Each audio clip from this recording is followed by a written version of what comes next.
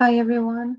Um, I am really sorry about the delay here today. I had some technical problems. I tried to fix it. It seems like it's working now. Um, I tried a few times and for some reason it didn't work. So initially it was my camera, then it was the internet connection, and it was one thing after the other. So I just checked my phone here and it seems like it's working now. So hopefully it is working and you guys can hear and see me. And again, I'm really, really sorry about the technical issues. Um, Unfortunately, sometimes it happens, but hopefully we'll be able to continue and do our Sunday stuff as we normally do. So I just want before we start, just to say that my name is Samanta Alves. For those that don't know me, I am a volunteer in the Spiritual Center, the Spiritual Society of Ireland, and I'm also part of the Irish Spirituals Federation. Um, I am Brazilian, but I'm currently living in Dublin, Ireland, where our Spiritual Center is. So um, I hope that you guys enjoy this talk. I'll try to keep it short, especially because we lost a little bit of time at the beginning. But hopefully you'll be able to learn something today together. Okay. So today we are going to continue talking about some more lessons from the Christian agenda written by Sheikh Xavier and I dictated by the Spirit Andrea Luis. I picked three more lessons for us to discuss today, which are lesson 31, 34, and 36. Okay, so before we start, let's calm down, especially myself after this uh, running against the time here. So let's just calm down. Let's raise our thoughts to Jesus, our spiritual friends, our mentors, and let's do our initial prayer. Let's ask them to illuminate our minds, our thoughts, so we can learn this morning, so we can try and absorb all that Jesus, that God, and our mentors and spiritual friends want us to understand, so we can improve ourselves, so we can become better spirits, better spiritists here as well, and also better citizens in the world. Thank you so much for the opportunity to be here, dear God, and hopefully we'll make just of this time. So be it. Okay, so let's start with lesson 31, reveal yourself. And I'll just get my book here on the other screen. So lesson 31 from the Christian agenda. And the title is Reveal Yourself. In your daily struggles, do not demand politeness from your companion, demonstrate yours. Referring to good deeds, do not await for collaboration. Before all else, be the first to collaborate. In trivial tasks, do not demand the effort of others. Show your own goodwill. In jobs that require understanding, do not ask your neighbor to rise to your level. Learn to descend to his and help him. When performing Christian duties, do not wait for outside resources to fulfill them. The best thing that you can give to good works is your own heart. In the ordinary dealings of life, do not wait for your others to reveal their excellent qualities. Express the elevated gifts that you already possess. In every earthly creature there exists light and shadow. Allow your nobility to become conspicuous in order that the nobility of others may come to your encounter. So, from what I understand, this passage speaks about how much or how many times we expect others to do what we could or should be doing. We expect a lot from others, but we don't necessarily evaluate if we are acting in the way we expect others to act. So, this passage is then, for me, an invitation more than anything else.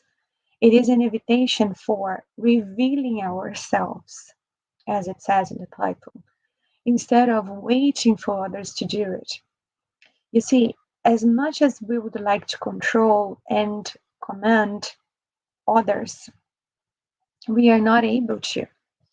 However, the good thing is that we are not responsible for other people's actions. We are only responsible for ours. Therefore, it is on our own actions that we need to focus on. Contrary to what it can seem, when we reveal ourselves, as put in this passage, we are not doing anything for others or in the place of others. It might look like this way, and it might be one of the results we get from it. But in reality, all we are doing at the end of the day is for our own benefit. When we behave as suggested in this passage, we are actually putting in practice a few basic principles of the Spiritist doctrine. And those basic principles, I picked some some of them here just to show how aligned it is and how we are actually putting in practice this principles from the Spiritist doctrine, and they are the law of cause and effect. So all situations in our life are governed by the principle of the law and the law of cause and effect, according to which every action, good or bad, corresponds to an equivalent reaction directed towards the author, in in this case ourselves. That is, the evil we do will return to us, just as the good we have done will have a reward. We reap what we sow.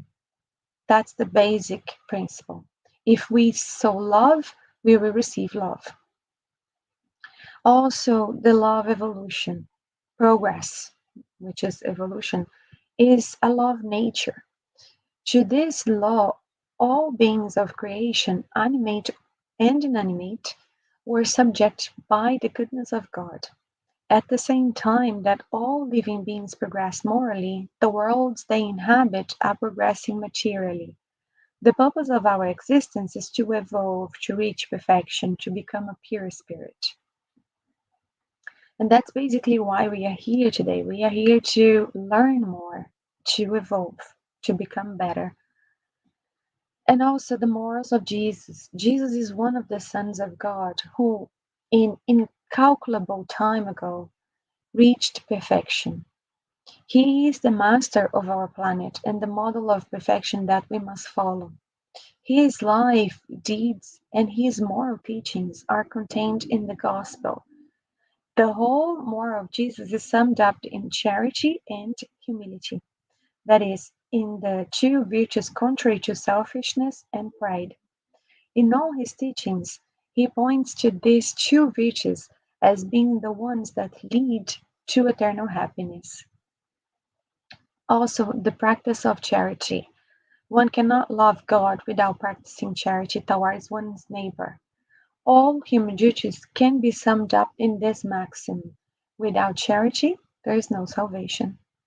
So, what I'm trying to say by all this is that by showing up, by not being lazy, by acting in goodness, we are in fact collaborating for our own development and making our passage here on earth more meaningful, not only to us, but also to others. We are contributing to the society as well. We will most probably leave this incarnation better than when we arrive, with a feeling of accomplishment, and we'll be the biggest beneficiaries of our own endeavors. I know it seems like a lot, and that we feel we are not fully prepared or equipped to act in this way.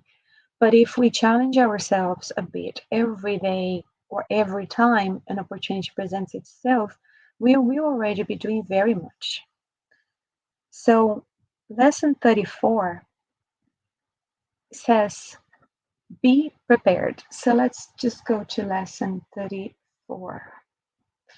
And I'm just pause here for 1 second just to see if there's any question or anything like that.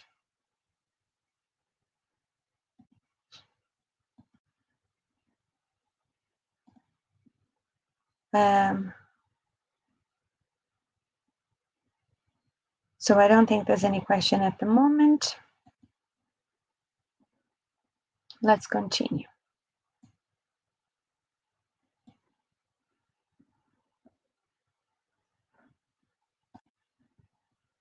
The first thing I remember when I read this lesson was that phrase from Aristotle, the virtue is in the middle. So let's read this lesson and let's see what it says. Be prepared. Balance your sense of justice, subtracting from it any inclination towards vengeance. Be on guard against your fearlessness, lest it become an act of recklessness. Analyze your firmness so that it will not be transformed into petrification. Illuminate your directives so they will not be converted into tyranny. Examine your cleverness so avoiding your intermittent within villainy. Take care that suffering does not become revolt. Control your resentments to avoid installing them in the sinister house of hatred. Keep watch over your frankness so that your words will not distill poison. Watch over your enthusiasm so that it will not constitute thoughtlessness. Cultivate your noble zeal, but do not turn it into a dark primer of violence. So it basically asks us to do the good things without doing too much of it, because if you do too much of it, you're going to end up in the extreme, one of the extreme sides, which I will talk about now. So, this important lesson drawn from Aristotle, which is the virtue is in the middle, um, from Aristotle's doctrine of the mean. So the mean being the middle, is that virtue consists of finding an appropriate middle ground between two extremes. So it's basically that sweet spot where you are and you're not doing too much of it, neither too less of it. As such, each virtue has not one opposite, but two in this case. For example, the opposite of courage is both cowards and harshness. It also emphasized the importance of moderation. We achieve virtue by finding a middle ground, not by aiming for an extreme. Where exactly this middle ground lies, however, is less obvious. So, as I said, it's that sweet spot, but at the same time, there's like a fine line that divides the two extremes, and that is basically that sweet spot that I'm talking about. And I find it interesting that the lesson is titled Be Prepared because it gives the idea of work, the work we have to do to make sure we don't fall on the neither extreme side. Aristotle is clear that we arrive at moral virtue primarily through practice and that the value of studying ethical texts, such as the one he has written himself, is limited. If we want to achieve excellence in rock climbing, for example, it helps to study texts that shows us how to improve our technique, but we can't make any significant improvements except by getting on a rock wall and practicing it. So analogously, it helps to read the Spirit's book or the Gospel according to Spiritism, for example, to get a clear understanding of moral virtue, but the only way To become more virtuous is through practice. So we can only become more courageous by making a point of facing down our fears, and we can only become more patient by making a habit of controlling our anger. There's a passage in the Gospel according to Spiritism, chapter 17, item 8, that I'm going to read now, that I believe really helps us understand this from the Gospel point of view. So let's just get to page, chapter 17.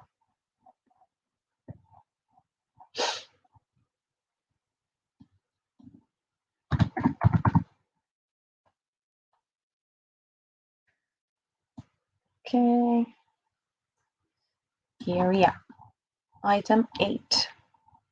And it is titled Virtue, and it says, in its highest expression, virtue encompasses all the essential qualities that comprise the good person. To be good, charitable, hardworking, reasonable, and modest are the qualities of a virtuous individual. Unfortunately, they are frequently accompanied by small moral ills that tarnish and weaken them. Those who parade their virtues are not virtuous, since they lack the principal quality, which is modesty, and display the vice most contrary to it, which is pride. A virtue truly worthy of its name does not like to show itself off. One might divine it, but it hides itself in obscurity and flees from the admiration of the masses. St. Vincent de Paul was virtuous. The praiseworthy priest of Ars was virtuous, and many others little known to the world, but known to God. All these individuals were unaware that they were virtuous.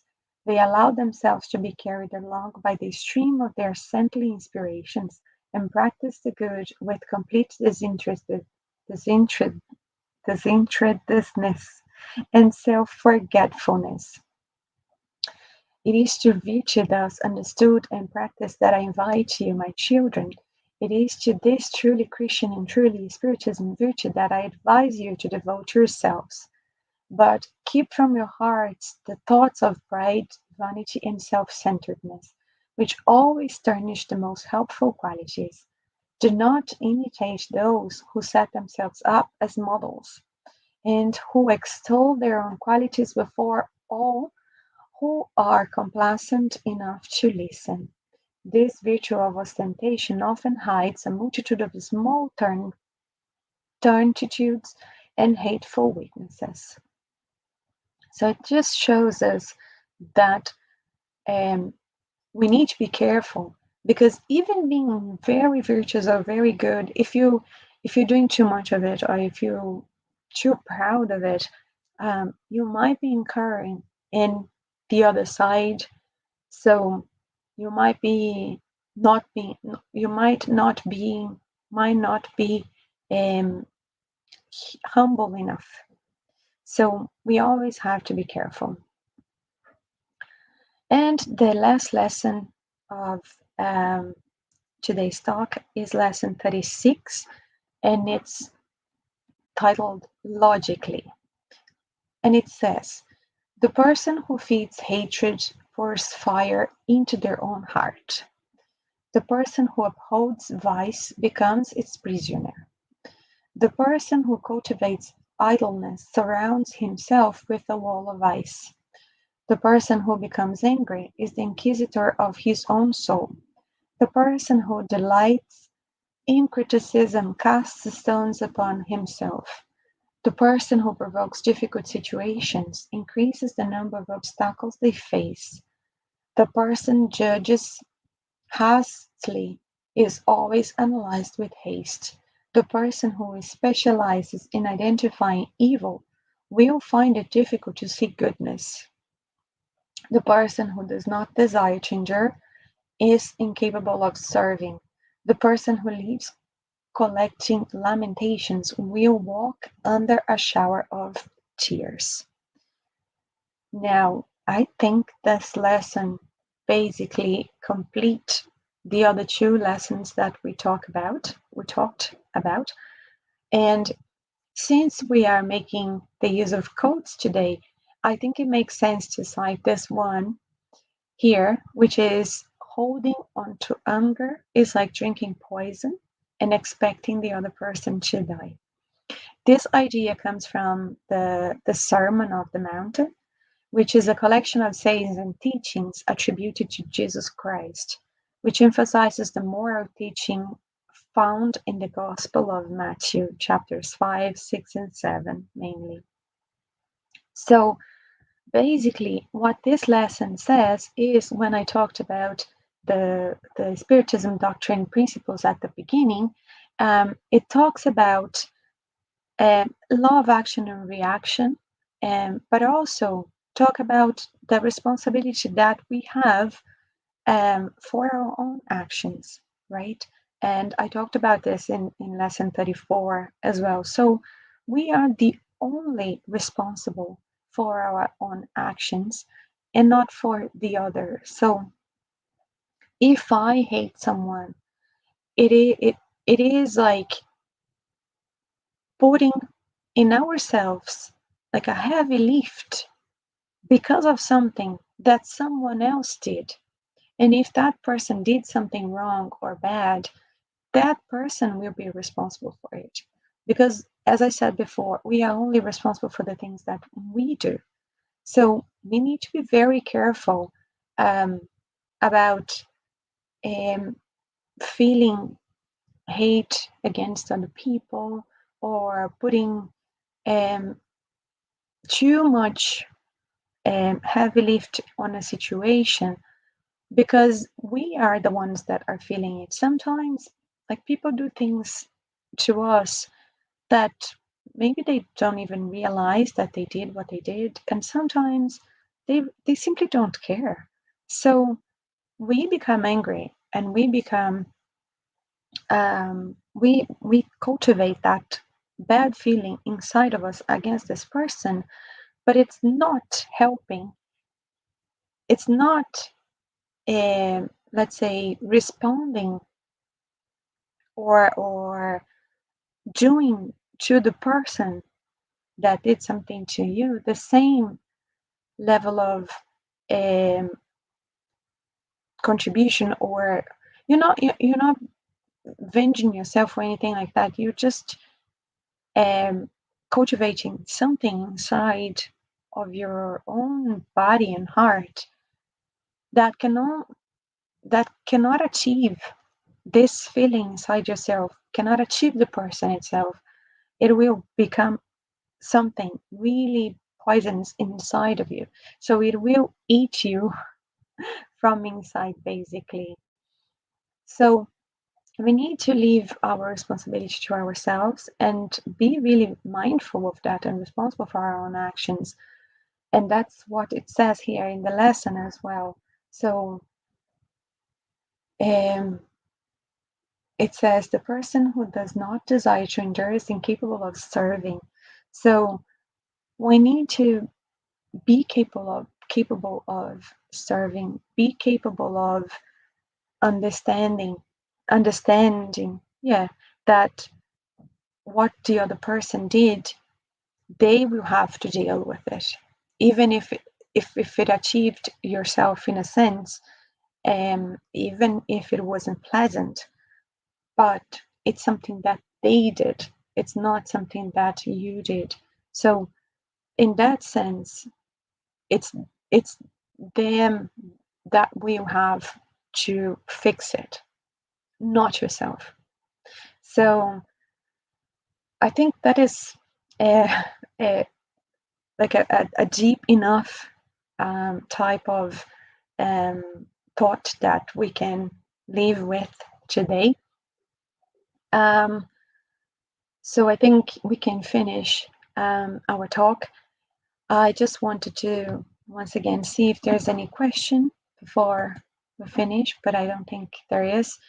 And once more, I want to ask for forgiveness and say that I'm sorry for the delay starting today, as I said, I had some technical problems. Um, I hope it won't happen again. So thank you very much for your patience.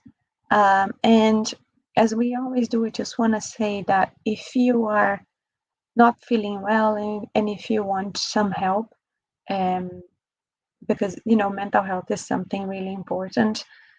So there are some resources online that you can take advantage of, and one of them here in Ireland especially is the mentalhealthireland.ie. In that website you'll find a lot of information. There's also the Irish Council for Psychotherapy, which the website is psychotherapycouncil.ie. And there is the Samaritans. The Samaritans are they are an they are an organization that are present in a lot of countries. Um, so if you go to the website samaritans.org, you'll probably find how you can get access to some people. So you can talk over the phone or you can email them, perhaps. So you can go online and try and find that information. But here in Ireland, the number is 116123. Um, the bibliography today, as I said, was the Christian Agenda Lesson Study 134 and 36, and also the Gospel According to Spiritism, Chapter 17, Item 8. And in terms of our activities, we have our public meetings in the form of lives for now, every Sunday from 11:15 when technology helps to around 12. We have our talk shows in the form of lives, and for now as well, every Tuesday and Thursday at 7:15 p.m. We have our study groups every Wednesday from 8 p.m. to 9 p.m. And we have our healing sessions every Tuesday at 8:30 p.m. on YouTube. So all of this, the public meetings and the talk shows happens on Facebook and on YouTube. The study group, if you want to participate, you can send us an email, and our email is spiritismireland@gmail.com, and we'll send you all the instructions, but we do it via Zoom. And our study groups, our healing session, which is every Tuesday at 8:30 p.m., is only on YouTube. Okay, so our Facebook page you probably know at this point, but it's the Spiritist Society of Ireland. And I think that was all for me today. So let's do our final prayer. So let's just raise our thoughts to Jesus. Let's thank Jesus, thank God, and thank our spiritual friends and our mentors for our meeting today. Let's thank them for everything that we have, for our families, for our friends, for our houses, for our work, for everything that we have. It's just a way of saying it because they are not ours, but that we can avail of, thankfully, in this life as resources for our improvement. So let's just thank them for all that we have in that sense. And let's try and keep this feeling of learning, this feeling of calmness that the Spiritism brings us during our week, so we can put in practice everything that we learned today. So thank you so much, dear God, dear Jesus, and all the spiritual friends and mentors. So be it. Again, thank you so much, everyone. I hope you have a great Sunday, and I hope we can see each other soon. Bye.